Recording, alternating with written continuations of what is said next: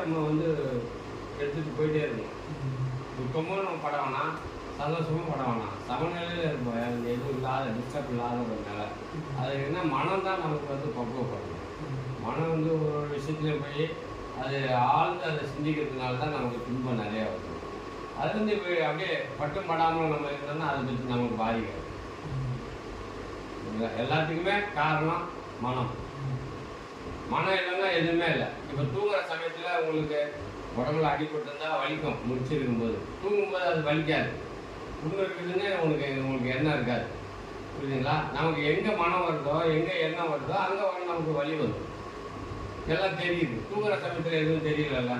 அப்போ என்ன இல்லை? மனம் இல்லை. உயிர் இருக்கு, மனம் இல்லை. அதுபோல் நம்ம மனம் முடிச்சிருக்கும் போதும் நம்ம அந்த மனம் இல்லாத நிலையை உருவாக்கிட்டோம். நமக்கு சந்தோஷம் தான், கஷ்டமே இல்லை. தூங்குற சமயத்தில் எப்படி மனம் இல்லையோ, நீங்கள் முடிச்சிருக்கும் போதும் அந்த மனம் இல்லாமல் இருக்கும். அதுக்கு தான் நம்ம இந்த வித்தியா பயிற்சி பண்ணுறது.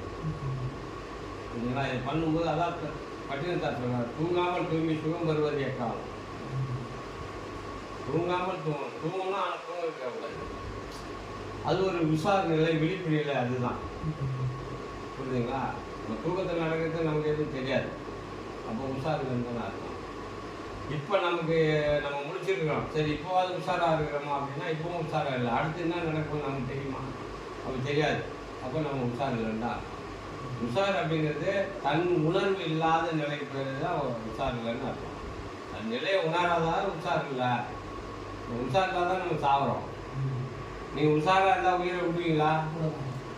அங்கேயே நிறுத்திடுவீங்களா? உள் வீட்டுக்கே தெரிஞ்சுவீங்களா? உள்ளே போனீங்க எங்கே கொஞ்சம் அங்கே ஓடுறேன் முட்டுக்கு வரப்போம். இந்த லாக் பண்ணிட்டோன்னா கீழே இறங்காது சுவாசம். அங்கேயே நிலை நிறுத்திட்டா புலன்கள்லாம் வேலை செய்யாது. இப்போ சுவாசம் வந்து உள்ளுக்குள்ளே போய் உட்காரும்போது, உள்ளுக்குள்ளே போய் நமக்கு சுவாசம் உட்காரும்போது நமக்கு வந்து வெளி உணர்வு நமக்கு இருக்காது. வெளியில் நமக்கு வந்து எண்ணம் வரும்போது, சுவாசம் வெளியில் இருக்கும்போது வெளியில் இருக்கிற எண்ணம்லாம் நமக்கு வரும். புரியுதுங்களா? அப்போ சுவாசம் வந்து உள்ளடங்கணும். உள்ளடங்குனா மனம் இல்லை. உட்காருங்க உட்காருங்க. அப்படியே அவங்களே அப்படி ஃபோக்கஸ் பண்ணி இப்படி பண்ணலாம். வீடியோ கட் பண்ணிட்டு திருப்பி இல்லை அதை கட் பண்ணி எடுத்துக்கலாம். கட் பண்ணியா? இல்லை கட் பண்ணல. ப்ளே பண்ணுங்க. நீங்கள் பேசும்போது நான் கட் பண்ணி எடுத்துக்கிறேன். இப்போ இன்னொன்று ஐயா சொல்லுங்க. இன்னொன்று ஐயா, இப்போ வந்து எந்த பொருளும் நிரந்தரம் இல்லை அப்படின்னு நம்ம தவத்தில் இருக்க கொஞ்சம் கொஞ்சமாக உணர ஆரம்பிக்கிறோம். ஆனால் நம்ம சேர்த்து வச்ச பொண்ணோ பொருளோ ஒருத்தரை வந்து அபகரிக்கிறப்போ அதை மனசு வந்து ஒரு மாதிரி ஏமாத்திட்டாங்க, நம்மகிட்ட இருந்து ஒரு பொருள் ஒருத்தர் எடுத்துக்கினாங்க, நம்ம ஏமாத்திட்டாங்கன்ற குற்ற உணர்வு வருது. அதுல இருந்து எப்படி மீண்டு வருது? அதை நம்ம அதை பற்றி பெருசாக நினைக்க வேண்டியதில்லை. ஏன்னா இது நிரந்தரம் எனக்கு தெரிஞ்சு போச்சு.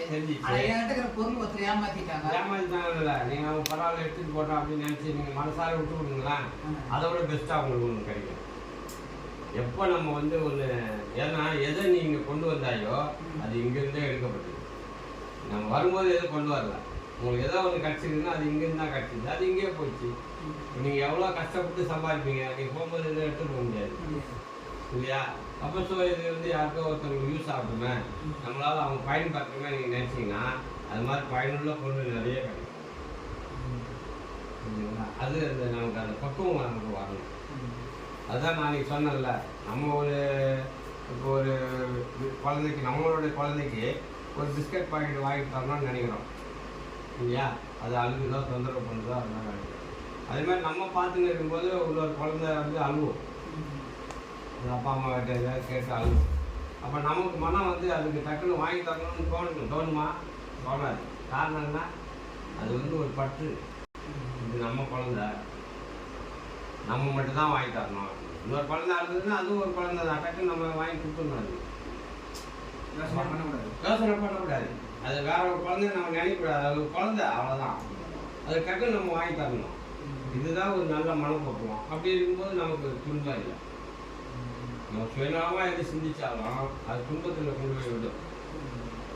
பொது நலமாக இருந்தால் துன்பம் வராது. ஆனால் நீங்கள் கொடுக்குற வந்து எடுக்க சுரக்கம் அப்படின்ற மாதிரி கொடுக்க வந்துட்டு வரும். சரிங்களா? எடுத்து பத்தரை மணி வைக்க நமக்கு கஷ்டம்தான் வரும். இன்னொரு இல்லைங்களா, இந்த முன்னோர்கள்லாம் இறந்துட்டாங்க, ஈமச் சடங்குலாம் செய்கிறாங்கல்ல, ஆமா அதெல்லாம் வந்து தொன்று தொட்டா எனக்கு தெரிஞ்ச வரைக்கும் தொன்று தொட்டா செஞ்சு வரோம்.